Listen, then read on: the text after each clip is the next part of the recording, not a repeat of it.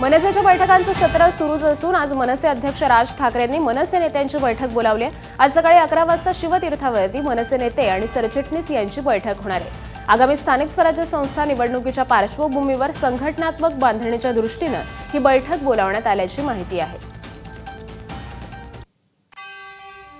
पंढरपूरच्या विठ्ठल मंदिरामध्ये आषाढी एकादशीची महापूजा मुख्यमंत्र्यांच्या हस्ते तर कार्तिकी एकादशीची महापूजा उपमुख्यमंत्र्यांच्या हस्ते करण्याची परंपरा आहे। मात्र सध्या महायुतीच्या सरकारमध्ये राज्यामध्ये 2 उपमुख्यमंत्री आहेत, त्यामुळे महापूजेचा मान नेमका कोणाला द्यायचा हा प्रश्न मंदिर समितीपुढे आहे। यावर चर्चा करण्यासाठी समितीची बैठक पार पडली। मात्र या मुद्द्यावरती तोडगा काढण्यासाठी मंदिर समिती आता राज्याच्या विधी आणि न्याय विभागाकडे विचारणा करणार आहे।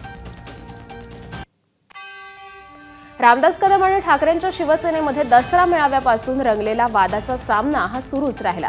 काल रामदास कदमांनी पुन्हा एकदा पत्रकार परिषद घेत ठाकरेंच्या सेनेचे आमदार अनिल परबांवरती आरोपांचे बाण सोडले।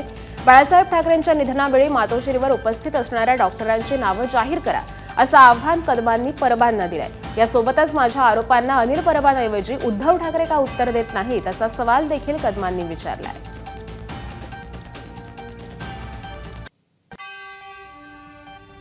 बाळासाहेब ज्या खोलीमध्ये होते त्या खोलीमध्ये 24 तास डॉक्टरांचे पथक होतं, नाव सांग का त्यांनी पेश घेतली नाही ते सांग, का त्यांनी बुलेट काढली नाही ते सांग, का ते लोकांसमोर आले नाही ते सांग, नाही सांगू शकत। हा म्हणतोय असंख्य लोक भेटत होती साहेब, चूक आहे तो दलाली खाऊन बोललाय।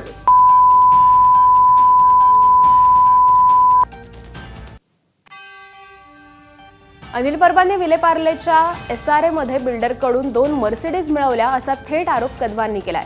परबांनी 8,000 मराठी रहिवाशांना शाखेत बोलवून दम दिला, त्यांना फ्लॅट खाली करायला लावले, फक्त 1 वर्षाचं त्यांना भाडं दिलं आणि परबांनी कोट्यावधी रुपये कमावले असा गंभीर आरोप हा रामदास कदमांनी केलाय।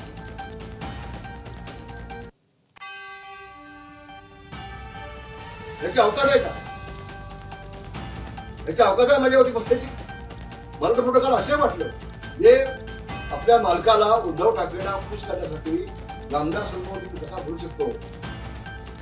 म्हणजे 100 पिढ्या खाली आल्यामध्ये माझ्यावरती बोलायला। दरम्यान अनिल परबांनी रामदास कदमांच्या पत्नी जळाल्या की जाळलं असा प्रश्न उपस्थित केला होता। त्यावरती काल स्वतः कदमांच्या पत्नी ज्योती कदम यांनी माध्यमांसमोर येत उत्तर दिलंय।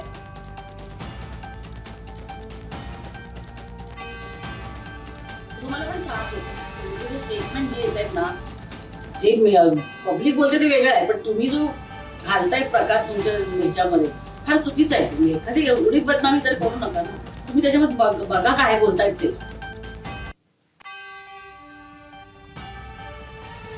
दरम्यान अनिल परब यांनी केलेल्या आरोपांनंतर मी आणि माझी पत्नी कोर्टात जाणार असल्याचं रामदास कदमांनी म्हटलंय। बाळासाहेब राहिले असते तर आज अनिल परब यांना लाथ मारली असती असाही घणाघात कदमांनी केलाय।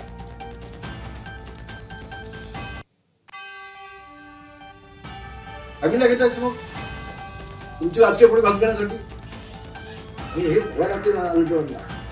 मी माझे विशेष आणि कोणत्या मुलांमध्ये न्यायालयात जाणार तरी नाहक आमची बदनामी केली, माझ्या पत्नीची बदनामी केली, नाहक बदनामी केली।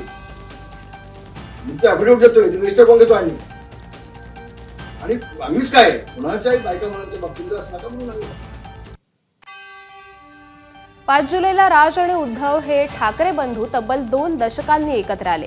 मनोमिलनानंतर या दोघांमध्ये अनेक भेटीगाठी घडल्या। उद्धव ठाकरेंच्या वाढदिवसाच्या निमित्तानं राज ठाकरे काही दिवसांपूर्वी मातोश्रीवर पोहोचले होते। त्यानंतर काल दुसऱ्यांदा ते मातोश्रीच्या पायऱ्या चढले। जवळपास 40 मिनिटं राज ठाकरे मातोश्रीवरती होते। केंद्रीय गृहमंत्री अमित शहा महाराष्ट्र दौऱ्यावर आहेत। यावेळी अहिल्यानगरच्या लोणीमध्ये बोलताना त्यांनी उद्धव ठाकरेंवरती जोरदार हल्लाबोल केला। औरंगाबाद आणि अहमदनगरचं नाव आम्ही बदलून दाखवलं, हे छत्रपतींचे अनुयायीच करू शकतात असा टोला अमित शहांनी लगावला।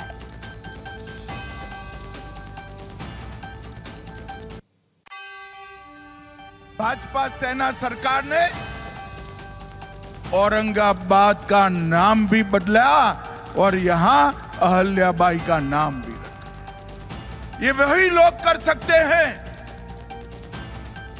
जो शिव छत्रपति के अनुयायी हैं।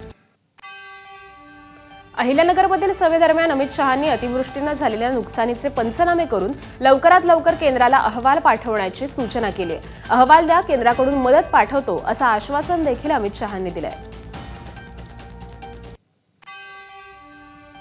महाराष्ट्र सरकार हमें डिटेल रिपोर्ट भेज दे. मोदी जी महाराष्ट्र के किसानों की मदद करने में जरा भी देर नहीं लगाए. कोल्हापूर जिल्ह्यामध्ये विधानसभा निवडणुकीत 10 पैकी 10 जागांवर महायुतीला यश मिळालं. त्यामुळे कोल्हापूर जिल्ह्यामध्ये महायुतीची ताकद मोठ्या प्रमाणात वाढली आहे. त्यामुळे जिल्हा परिषद निवडणुकीला महायुतीतील तिन्ही पक्षांकडे इच्छुकांची गर्दी झाली आहे. हीच गर्दी आता महायुतीची डोकेदुखी ठरण्याची शक्यता आहे. कोल्हापूर जिल्हा परिषद निवडणुकीसाठी महायुतीतील प्रत्येक पक्षानं जागा वाटपामध्ये आम्हालाच सर्वाधिक वाटा मिळावा अशी भूमिका घेतली आहे. जिल्हा परिषद निवडणूक ही कार्यकर्त्यांची निवडणूक असते. त्यामुळे या निवडणुकीमध्ये कोणत्याही कार्यकर्त्याचा बळी दिला जाणार नाही. पक्ष कार्यकर्त्यांच्या पाठीशी भक्कमपणे उभा राहील अशी भूमिका ही भाजपचे नेते चंद्रकांत दादा पाटील यांनी घेतली आहे. तर जमेल त्या ठिकाणी महायुती म्हणून आणि जमणार नाही त्या ठिकाणी स्वबळावर लढणार असल्याचं हसन मुश्रीफ यांनी म्हटलंय. त्यामुळे जिल्हा परिषद निवडणुकीच्या पार्श्वभूमीवरती कोल्हापूर जिल्ह्यातील महायुतीच्या नेत्यांची डोकेदुखी ही वाढणार आहे. हर्षवर्धन सपकाळ यांनी स्थानिक स्वराज्य संस्था निवडणुकीत एकला चलो रेचा नारा दिलाय. स्थानिक स्वराज्य संस्था निवडणुकीत आघाडीसोबत लढायचं की स्वतंत्र लढायचं याचे अधिकार हे जिल्हा संघटनेला दिलाय. जो निर्णय घेतील तो प्रदेश काँग्रेसला मान्य असेल असं सपकाळ म्हणाले. आणि त्यामुळे नागपूरमध्ये काँग्रेसच्या जोरावरती निवडणूक लढू. ठाकरेंची शिवसेना आणि शरद पवारांच्या राष्ट्रवादीची त्यामुळे गोची झाली आहे. नुकसानग्रस्त भागातील मंत्र्यांच्या दौऱ्यावरून काँग्रेस प्रदेशाध्यक्ष हर्षवर्धन सपकाळ यांनी गंभीर आरोप केलेत. मंत्र्यांच्या पाहणी दौऱ्यामध्ये पोलिसांना शेतकऱ्यांच्या वेशात उभं केलं होतं. हेच पोलीस मंत्र्यांसोबत बोलत होते असा आरोप हा सपकाळांनी केलाय.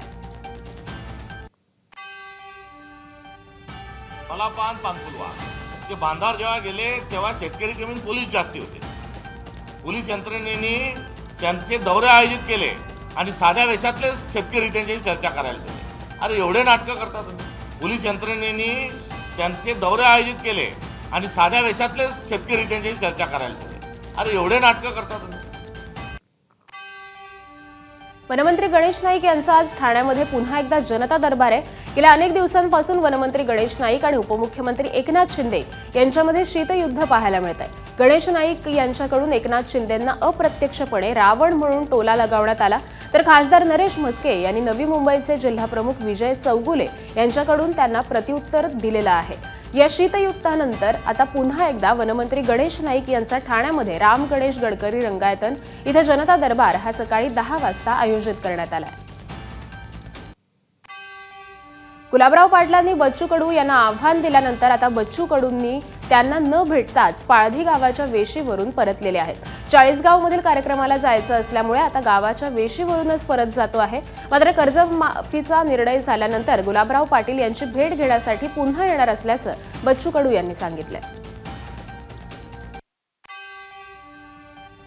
मला वाटलं गुलाबराव इथं हजर राहील, पण गुलाबराव घरी आहे आणि कर्जमाफीनंतर माझ्या विदर्भातला ठेचा भाकर घेऊन येणार आहोत. गाव शेतकऱ्याचं आहे, मजुराचं आहे, तो कोणत्या पार्टीचं नसतं, नेत्याचं नसतं. आणि गुलाबरावची आमची काही दुश्मनी नाही आहे.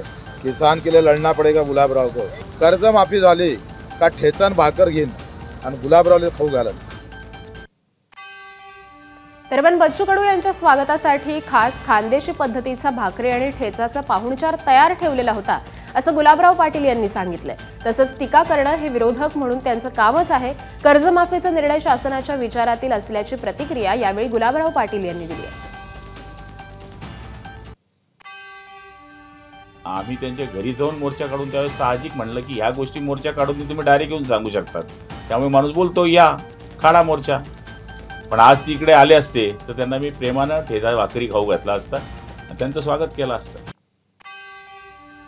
फलटणमधील राजकीय मलोमिलनाच्या चर्चांना राणा रणजितसिंह नाईक निंबाळकरांनी पूर्णविराम लावलाय. अनैसर्गिक युती किंवा अनैसर्गिक मनोमिलन या तालुक्यामध्ये होणार नाही असं राणा जगजितसिंह निंबाळकर यांनी म्हटलंय. फलटण इथं निवृत्त सनदी अधिकारी विश्वासराव भोसले यांच्या वाढदिवसाच्या कार्यक्रमावेळी ते बोलत होते.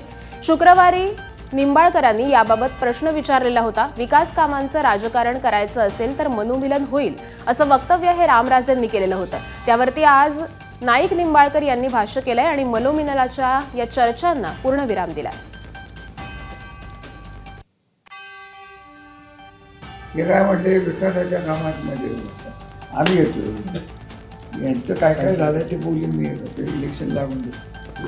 तर मनोमिलन हा प्रश्न एकट्याचा नसून एकतर्फी प्रेमातनं होत नाही. विकासाचं राजकारण करायचं असलं तर मनोमिलन होईल. सत्तेचं राजकारण करायला पाहिजे तर विचार करण्यात येईल. निश्चितपणे पण राजकारणामध्ये युती करणं अशा प्रकारचा काम करणं ज्यांचे 30 वर्ष कार्यक्रम मागे गेलेला आहे अशा रायगडमधील तटकरे विरुद्ध गोगावले हा राजकीय सामना सुरूच आहे. रोह्यातील कार्यक्रमापाठोपाठ माणगाव आणि इंदापूरमधील बायपासच्या भूमिपूजन कार्यक्रमात राष्ट्रवादीनं मंत्री भरत गोगावले यांना डावललं. यावर बोलताना आम्ही त्यांच्यावर अवलंबून नाही, एक दिवस यांना लोकांनी डावललं नाही म्हणजे झालं, त्यांनी विचार करावा असा सल्ला गोगावले यांनी तटकरे यांना यावेळी दिलाय.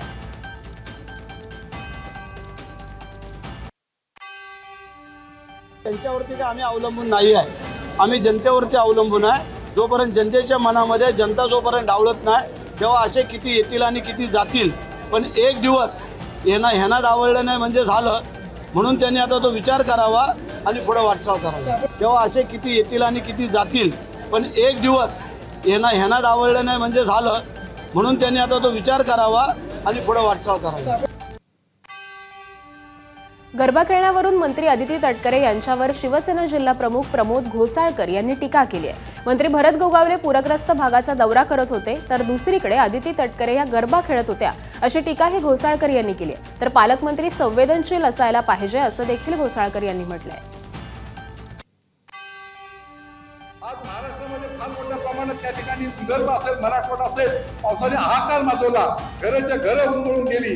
या ठिकाणी आमचे भरतशेठ गोगावले एकनाथ शिंदे स्वतः गेले, शेतकऱ्यांच्या बांधावर गेले, शेतकऱ्यांचे सुखदुःख समजून घेतलं. परंतु आमच्या येथल्या मंत्री या दांडिया खेळत होत्या आणि म्हणूनच पालकमंत्री पण कसा असायला पाहिजे, संवेदनशील असायला पाहिजे. एकीकडे पालकमंत्री पदासाठी तटकरे विरुद्ध गोगावले असा वाद असताना दुसरीकडे मात्र भरत गोगावले खासदार सुनील तटकरे यांना धक्का देत आहेत. अजित पवारांच्या राष्ट्रवादीच्या स्नेहल जगताप यांची साथ सोडून शेकडो राष्ट्रवादी कार्यकर्त्यांनी शिंदेंच्या शिवसेनेमध्ये प्रवेश केला. त्यामुळे शिंदेंच्या ऑपरेशन टायगर अंतर्गत रायगडमध्ये ही मोहीम सुरूच असून राष्ट्रवादीला मोठा धक्का बसलाय. भंडाऱ्याच्या मोहाडी तालुक्यातील करडी इथं मानस ॲग्रो इंडस्ट्रीज आणि इन्फ्रास्ट्रक्चरच्या वतीनं शेतकरी मेळाव्याचं आयोजन करण्यात आलं. केंद्रीय मंत्री नितीन गडकरींच्या उपस्थितीत हा मेळावा संपन्न झाला. गडकरी हे कार्यक्रमस्थळी पोहोचत असताना काही ऊस उत्पादक शेतकऱ्यांनी घोषणाबाजी केली. त्यामुळे काही काळ गोंधळाचं वातावरण निर्माण झालं होतं. मानस साखर कारखाना इथं शेतकऱ्यांनी ऊस विक्री केली होती, पण 6 महिन्यांनंतर देखील पैसे न मिळाल्यानं शेतकरी हे आक्रमक झाले. एबीपी माझा, उघडा डोळे बघा नीट.